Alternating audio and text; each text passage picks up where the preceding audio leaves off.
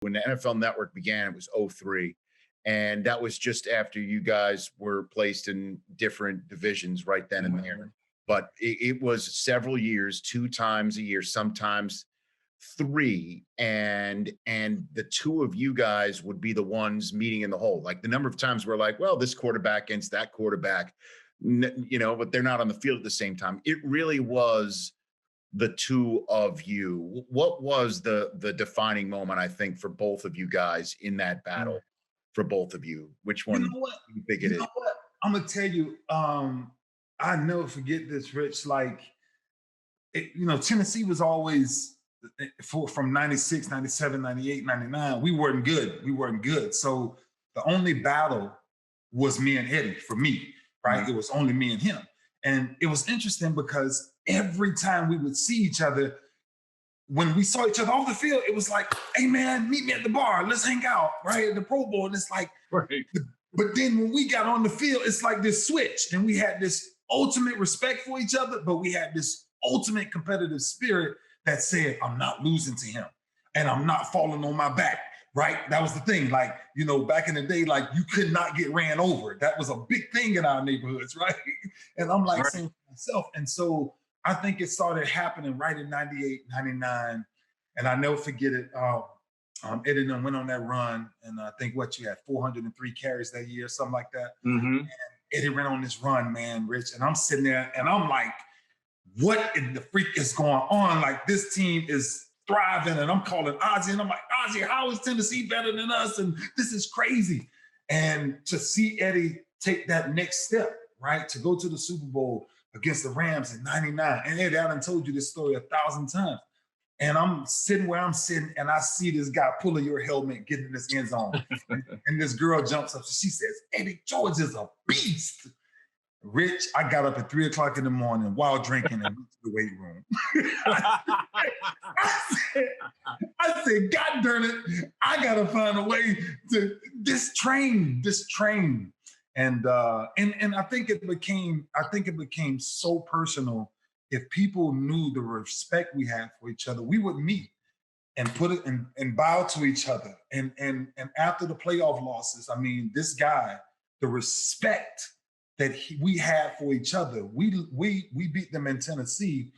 And the first person, before I see the media, before I'm halfway dressed, Eddie walks in a white silk Matrix outfit. And I'm like, who is this, Jesus? and he walks in and he says, bruh, man to a man, go do it, go win it. You the better man. And I'm telling you, from that day, man, it was just like this brotherhood was formed. And and Rich, that was a time. Like for me, because I think we were the number 1 seed that year going into the playoffs in 2000. And, we knew that whoever won this game between us and Baltimore, that nobody else, the Super Bowl was that day. Yeah. We knew that. Yeah. Whoever, we were going to see the Raiders, we was going to smash them. We knew it. Didn't matter who you put in front of us, it was going to be lights out. That's how we were built like that. And that loss for me was the toughest loss I've ever experienced. It was like as if somebody died in my family. The closest member to my family died because you put everything out there. It was very personal. There were some things said between the organizations. We did not like each other. The head coaches did not like each other. The fan bases hated each other. If you died on the field that day, it was good riddance. Get him out of here. Yeah. It was no love lost. Okay.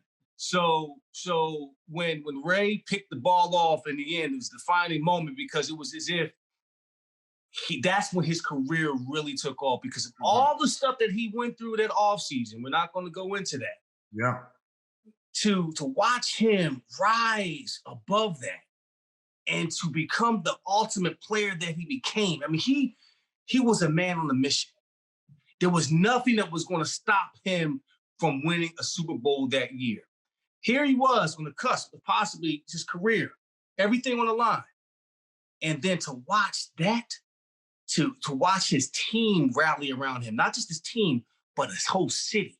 So to me, that was a defining moment where I watched Ray Lewis become a real man and become the Hall of Famer that he is today, because he made some really choice decisions that he was going to operate this way and do things his way. As a matter of fact, back in the day when you made a phone call, you used to get these voice messages and this music. And during that time, he used to have Luke prior to that, or some other songs on the voicemail. But I called him, and it was a song called "A Change Is Gonna Come." Yes, sir. And that was it. Sam Cooke. And I'll never forget that. So it goes deeper than just on the field with us. Yeah. We loved each other like brothers off the field, but in between the white lines, if I died, if he killed me that day, it was okay. Hey, you watched all the way to the end. Thanks for that. Watch more right here.